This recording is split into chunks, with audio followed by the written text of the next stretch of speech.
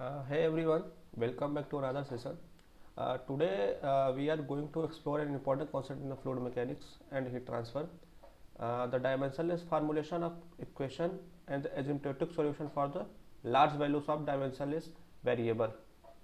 So why do we even bother making equation dimensionless? It raises a question. It simplifies our analysis by reducing the number of parameters, making the problem more universal. Instead of dealing with a specific unit or dimension, we focus purely on physics of the situation. Let's jump. Uh, First, we will talk about the choice of dimensionless quantities and why they matter. Because it's important now, whatever we are doing, then why we are doing. Whether we can do from any other way, or we have one way to solve that equation. Then we will look at the dimensionless form of the problem and boundary condition. Finally, we will derive an asymptotic solution for large values of our dimensionless variable. Uh, let's begin with our problem. To begin with, the choice of dimensionless variable is not unique. There are many ways to do it. As I told previously, there are many ways to deal with the problem, but in this problem, we are defining a dimensionless quantities to simplify your problem. We generally try to choose them in a way that it minimizes the number of parameters, and our problem in our problem formulation.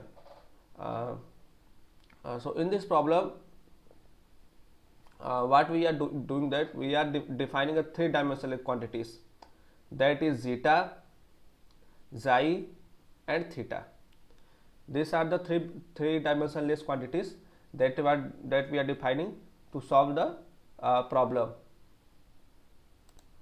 After describing our dimensionless quantities, that is theta, xi, and psi, from the previous equation. So first, we choose firstly dimensional quantities as a theta, xi, and psi, where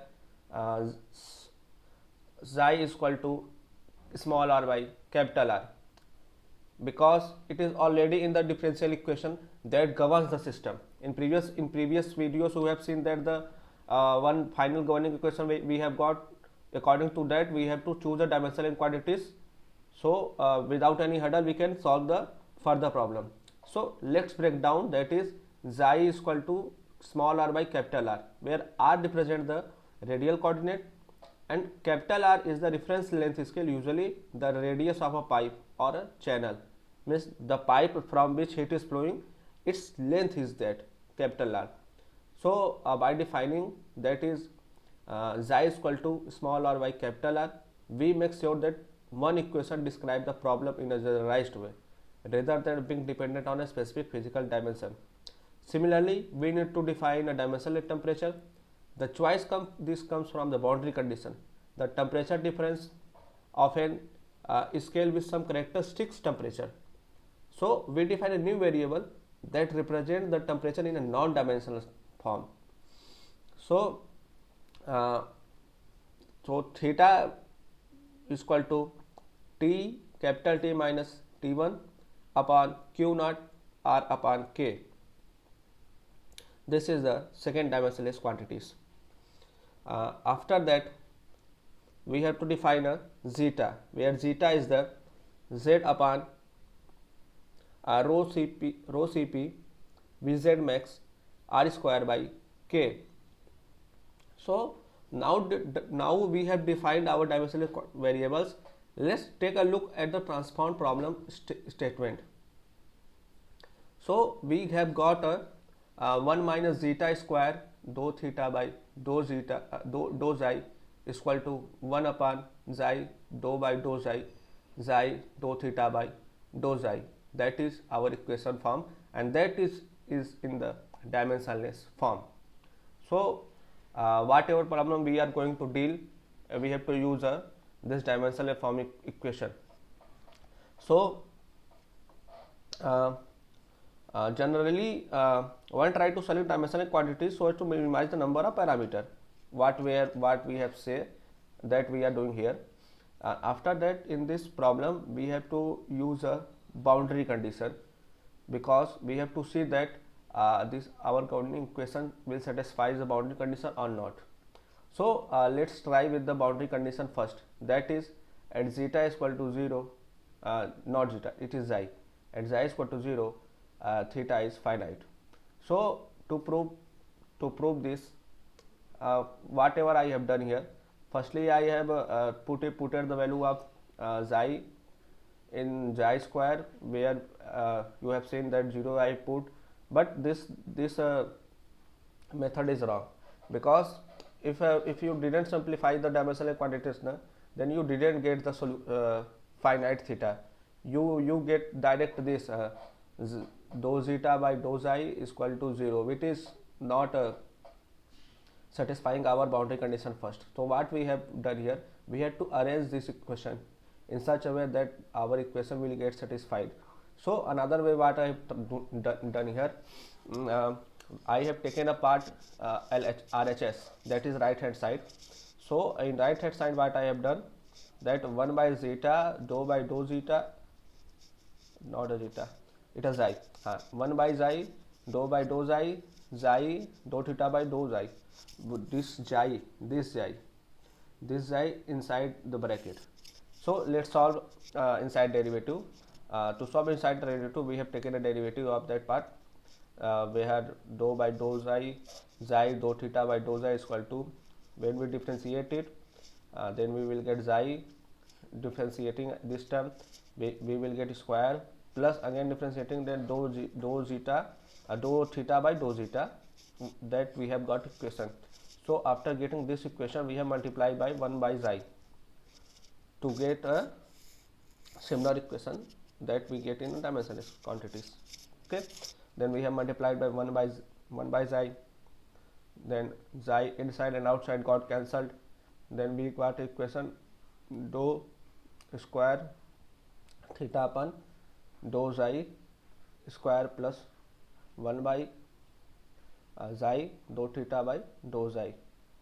So we have got this equation. Now rewrite equation. We have to rewrite this equation, and whatever we have got by solving RHS, we have to put here. So let's see how we are going to do. We have to write this equation, and instead of RHS we have to put this dou square theta upon dou xi square plus 1 by xi dou theta upon dou xi. Then we have to put our LHS as it is, 1 minus xi square dou theta by dou xi is equal to dou square theta upon dou xi square plus 1 by xi dou theta by dou xi. So now we have to apply our boundary condition, and yeah, we will got it whatever we want. So let's apply boundary condition first.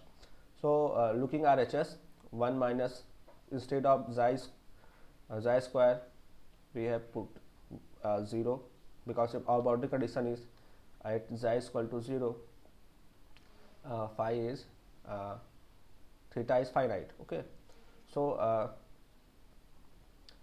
we have put the value in RHS, and also we have put the value in RHS and LHS both. Then here we have seen this RHS is undefined, so it is impossible. Here we have seen that RHS is undefined, so it is impossible. So it means at zeta is equal to 0, theta we are getting finite, hence proof. Similarly, we will apply condition second, that is at xi is equal to 1, dou theta by dou xi is equal to 1. In previous boundary condition, what we have seen that we had applied 3 boundary condition in previous equation, that is at r is equal to r, k dou t by dou r is equal to q naught, that is constant, we have this boundary equation in the previous equation, where we, before converting our governing equation into a dimensional equation, we have used that equation in non-dimensionless equation. It means that is governing equation. So from that I have proven that dou zeta by dou theta by dou xi is equal to 1. From that equation I put it, and we have also other method to prove this, that from previous boundary condition we have got this LHS and RHS both. We have to take this LHS in different part and RHS in different part. So what we have done here is simply we have taken the LHS from that equation and RHS from that equation, and we have put the value, and we have got dou theta by dou 1. We have two methods to satisfy your boundary condition. Okay, now moving to the next part.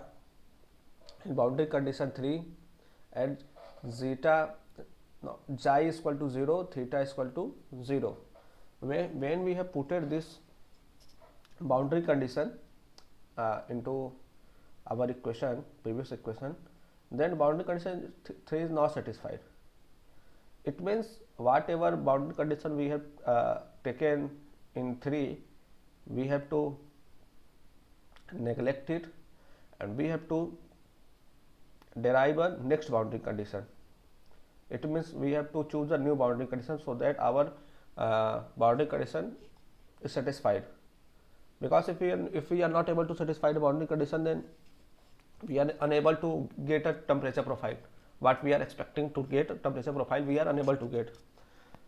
So what we are going to do next, we will derive boundary condition 4 to satisfy the equation. We show asymptotic solution for equation A. What we have dimensional equation that we have to derive for asymptotic solution for large xi. After fluid is sufficiently far downward from beginning of hottest solution, means when there is a pipe, when we are moving downward, then what we are going to see that what we are going to see there. So when a fluid move downward, what we are going to see that heat flux at the wall remains constant. Whatever the heat flux is there in the pipe, that remains constant. And second one is what we are able to realize, that temperature of the fluid increases linearly as we move further downstream. Means as we are moving down, temperature of the fluid increases linearly. And third, what we are going to see, that temperature profile as a function of xi stop changing significantly. What does this mean mathematically? Well, it suggests that our solution should take on the simple functional form of large values of xi. Instead of solving full differential equation, we use this insight to approximate the solution. So after observation, we will take a solution. We will simply, for a large xi, we will take a solution that is theta, that is a function of xi, and zeta equal to c naught xi plus phi xi, where c naught is constant to be presently determined, where c naught is simply taken a constant. Then to determine boundary condition 4, we will apply energy balance in the above heat transfer pipe.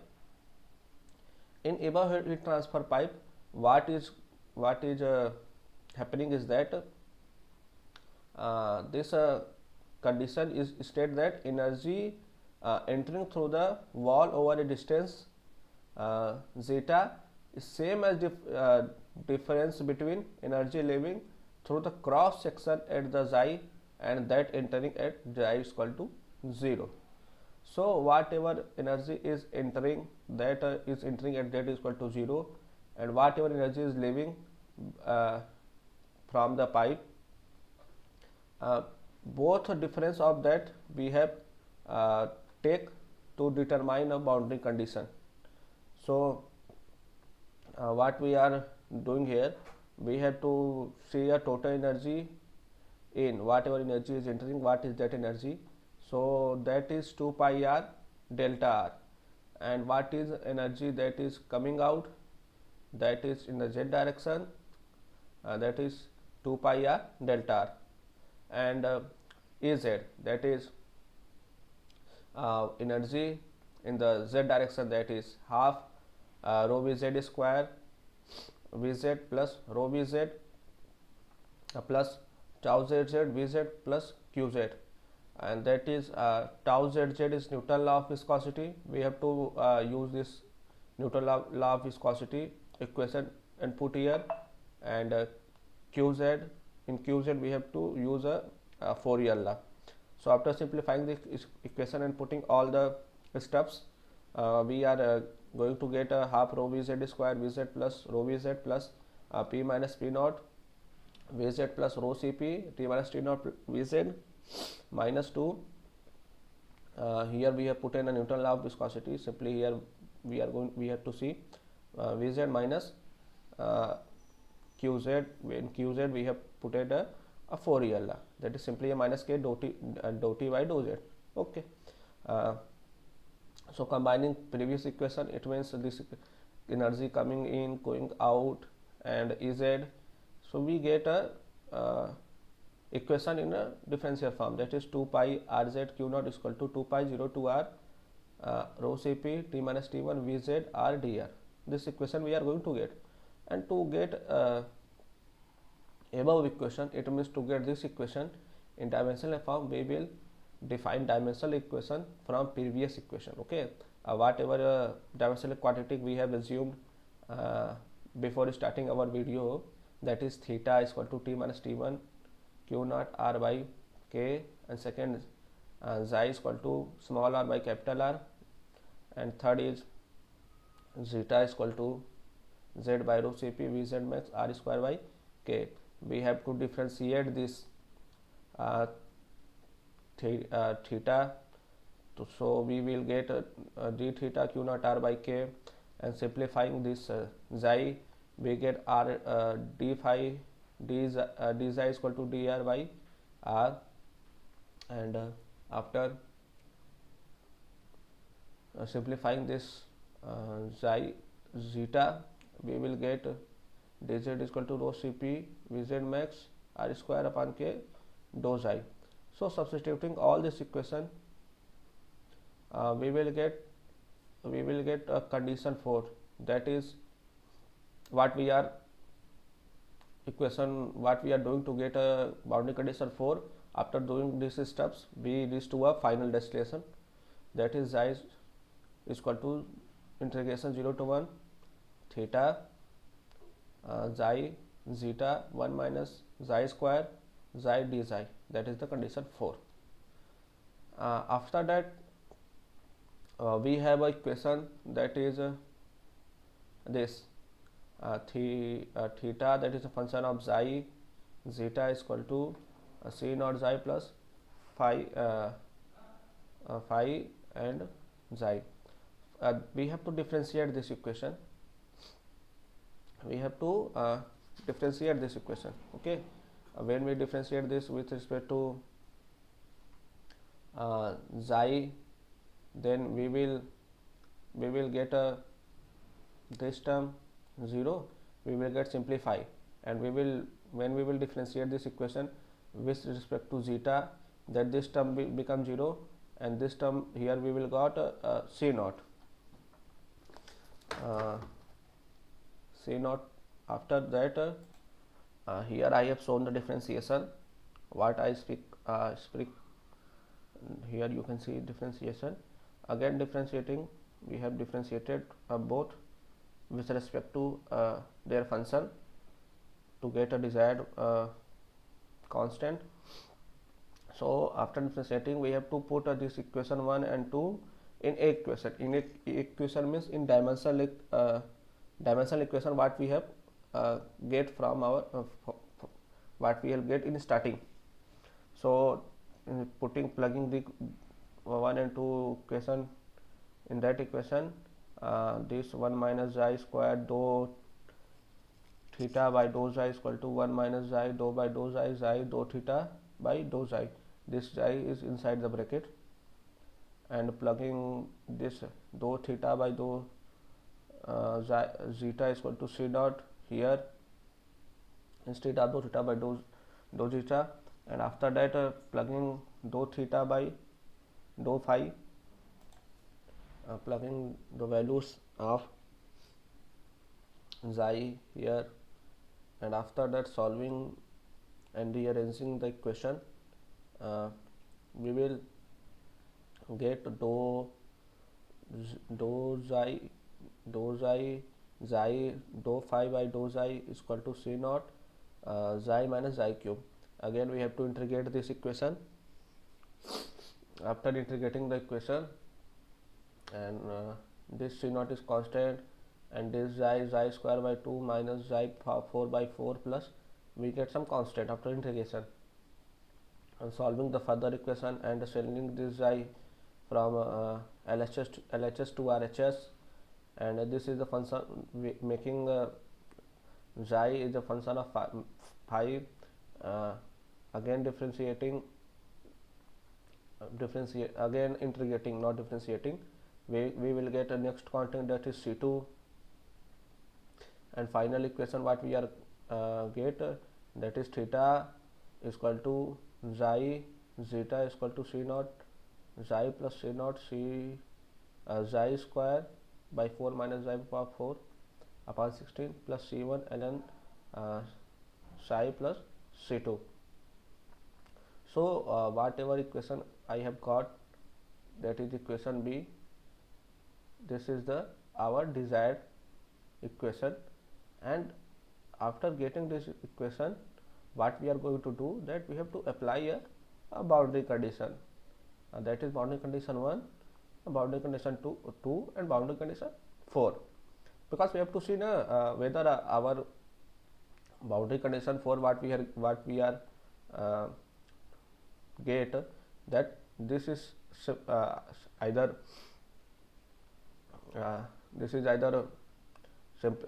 simplifying, satisfying or not. We have to check for further calculation. So let's begin to check this boundary condition in the B equation. So let's begin. Apply boundary condition 1. We have to apply boundary condition 1 at xi is equal to 0 and theta is finite. When we put here, then we will get c1 is equal to 0, and also by putting boundary condition in this B equation, we will have to find a value of c1, c2 and c0. Whatever the constant is there, we have to find their value by using a boundary condition. So when we put this boundary condition 1, we will simply get c1 is equal to 0. Okay, this is simpler. You directly plug the values here, you will get in a one step. And in second boundary condition, at xi is equal to 1, dou theta by dou xi is equal to 1. So we have to directly put a value from here. c0 we have got 0, so this first function directly become 0. Then c0 we have to find, then we have to simply c0 plus xi square by 2 minus xi for 4 by 16. You have to simply plug a values 1 here plus plus xi cube, and here 1 is equal to c0, 1 by 2 minus 1 by 4, 1 is equal to c0. You have to take LCM of that, you will get 1 by 4, and c0 is equal to 4. And it is simple. You have to just plug a values and get your answer. You will get this value. And now using equation 4, that is xi is equal to 0 to 1, theta, that is a function of xi, and zeta 1 minus xi square xi dou xi. You have to use the third boundary condition. So it's a bit lengthy calculation, but yeah, it is easier to perform. You have to only follow steps to perform this. You have to put this xi uh, here, here, and you have to perform a equation simply. After performing a calculation and putting the values, you will reach to a desired value, that is C2 is equal to minus 7 by 24. You have to simply do a mathematics, not a very but it will be lengthy, but yeah, you can perform. After that you have to after solving and getting a values C10, C04, C2 is equal to minus 7 by 24, these are the equation, and this equation you have to put all this C1, C0, C2 in the this B equation, just in this theta is equal to, and you will get theta is equal to 4 xi plus xi square minus 1 by 4 xi power 4 minus 7 by 24. Whatever values we have get, you have to simply plug them and you will get a asymptotic solution. This result gives dimensionless temperature as a function of dimension is radial and axial coordinate, and it is a exact form as limit xi tending to infinity for xi greater than 0.1, and it predict local value of theta. So that's all for this solution.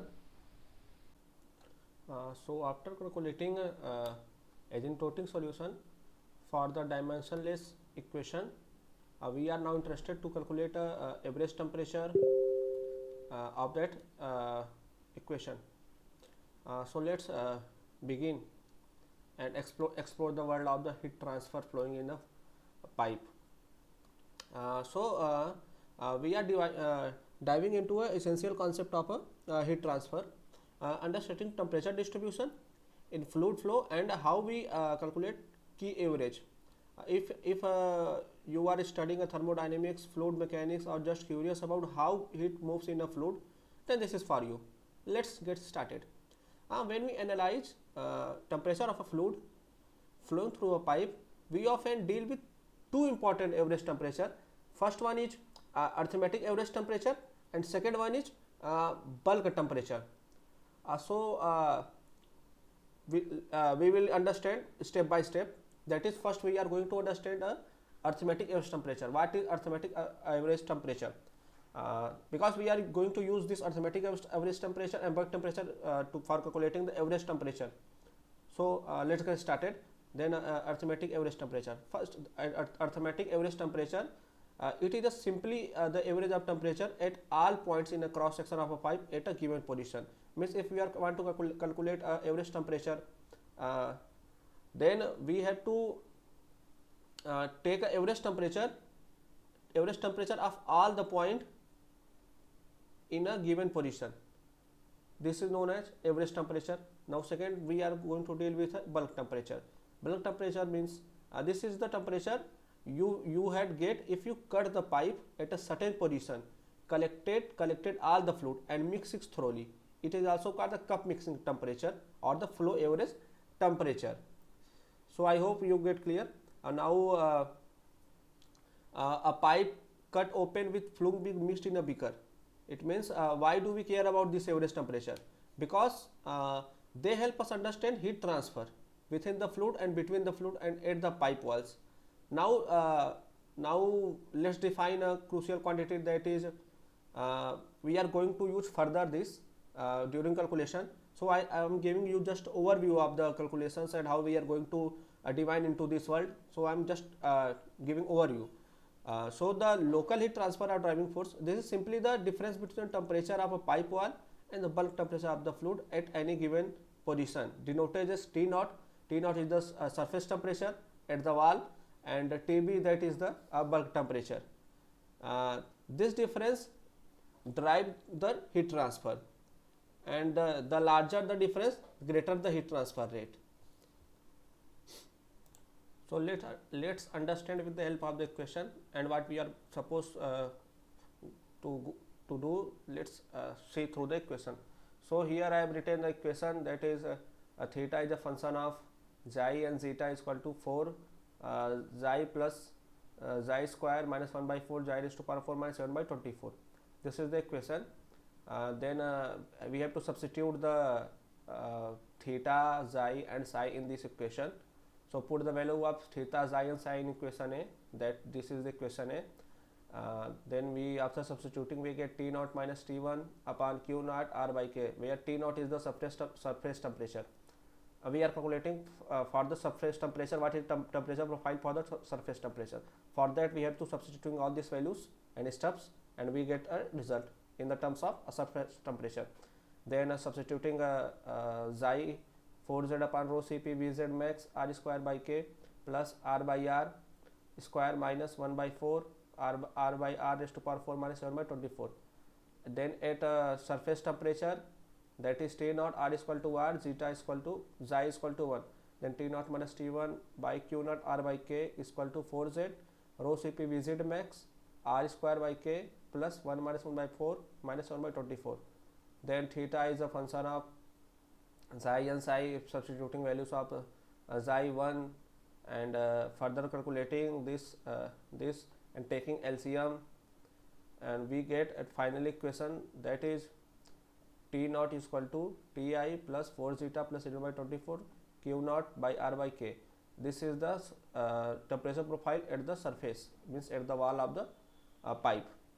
Okay, and after that we have to calculate average temperature, that can be calculated using a integration, that is 0 to 2 pi 0 to R T, that is a function of R and Z, R dr d theta upon 0 to 2 pi 0 to R dr d theta. Then after solving a denominator integration, I have solved here 0 to 2 pi 0 to R dr d theta, that is first calculating a single part, that is 0 to R dr is equal to R square by 2 and 0 to, then after calculating d theta we got 2 pi, and after substituting we get pi r square, that is in denominator we can write pi r square in whole integration. And after that we have to calculate a t, that is a function of R and Z, and this we have to calculate using previous equation and substituting the similar values, but here we cannot consider a surface temperature because we don't need here surface temperature, we only need a normal temperature that can be used during the calculation of a average temperature. So what we have done here, I have substituted the value of theta, xi and psi as I substituted in starting, and after that putting this equation in this equation, then we have got a T minus T1 upon Q naught R by K is equal to 4z upon rho Cp Vz max R square plus K upon plus R by R square minus 1 by 4 R by R square minus 1 by 24. This is the equation we get after substituting, and we have sent this Q naught R by K in the right hand side, then we get T minus T1, and similar equation only the extra term is Q naught R by K, and from here we calculate T is equal to T1 plus 4z upon similar terms is there. Then after getting this T term, we have to substitute in this integral that is 0 to 2 pi 0 to R T R is a function of Z R dr d theta. We have to substitute here. After substituting we have to solve this integral, which is somehow looking it complex, but if you solve this you can get a temperature, that is average temperature. After solving this integral and putting in denominator pi r square, some terms got cancelled and rho Cp are constant because we are calculating for the constant rho and Cp fluids, then that constant will be automatically removed during calculation. So we get T1 plus 4 zeta plus 7 by 24 Q naught R by K, that is average temperature we got. Okay, then we have to calculate bulk temperature for calculation of bulk temperature, that is Vz T upon Vz. So Vz from previous equation, means at the starting of the problem we have seen that Vz is equal to Vz max 1 minus R by R square. So simply we have to substitute in the integral, and after substituting integral and performing a calculation we get a T1 plus 4 zeta Q naught R by K. We get this two temperature, that is first average temperature, second is bulk temperature. After getting this temperature, here I have written a definition of bulk temperature as I tell you in starting of the video what is bulk temperature and what is cup mixing temperature. That's what I have written here. And after getting T naught and TB, then I have simply taken the difference of the temperature, surface temperature and bulk temperature. So simply substituting the value of surface temperature and bulk temperature, T naught minus TB is equal to 11 by 24 Q naught R. The T1 got cancelled because one is positive, one is negative, and automatically it get cancelled. T naught minus TB is equal to 11 by 24 Q naught R by K minus 4 zeta Q naught R by K. And after that, T naught minus TB is equal to 11 by 24 Q naught R by K. We got T naught minus TB, this equation. And we know as a diameter is equal to 2R. So R is the D by 2. Then substituting here, T naught minus TB is equal to, instead of R we have substituted D by 2, 1124 Q naught D by 2 upon K. So simply we got 11 by 48 Q naught D by K. Now we have to calculate a Nusselt number. If we will see Nusselt number in more detail in chapter 14, but at present only we have to find a Nusselt number using the T naught minus TB. So Nusselt number, that is equal to HD by K. This is HD heat transfer coefficient, K is the thermal conductivity, there is a diameter. We know that Q naught is equal to S T naught minus TB, that is Newton law of cooling. After that we have to find from here H is equal to Q upon T naught minus TB. Simply substituted the value of H in Nusselt number equation, that is Q naught upon T naught minus TB, K into D. So after substituting values, we know that T naught minus TB is equal to 11 by 48 Q naught by D by K. So simply we have, instead of T naught minus TB, we have substituted previous T naught minus TB value, and after some terms got cancelled from denominator and numerator, and at last we get Nusselt number, that is equal to 11 by 48. So this is the final equation that we got after solving the equation. So before we wrap up, let's touch on another important dimensionless parameter, that is the dimensionless axial coordinate. It's written in the form of tube diameter, Reynolds number that tells how turbulent or smooth the flow is. And third one is Prandtl number, which is denoted by PR, which help us understand the relationship between momentum diffusion and thermal diffusion. And fourth and final is Peclet number, which is the product of Reynolds number and Prandtl number, and indicate the relative importance of convection versus conduction. So this number, Reynolds number, Prandtl number and Nusselt number plays a huge role in force convection problems. We will see this again in chapter 14 during a heat transfer correlation. So I am going to give a quick recap of this problem, what we have done here. That we have first learned about arithmetic average temperature and bulk temperature that help us to quantify temperature variation in the fluid flow. And secondly, that is the temperature difference, that is between the surface temperature and the bulk temperature, that is used as a driving force for the heat transfer. And third one is Nusselt number, that help us to understand heat transfer efficiency. And last but not the least, that is the Reynolds number and Prandtl number that are crucial in heat transfer. So from all this summary and points, thank you. Keep learning and stay curious. Thank you.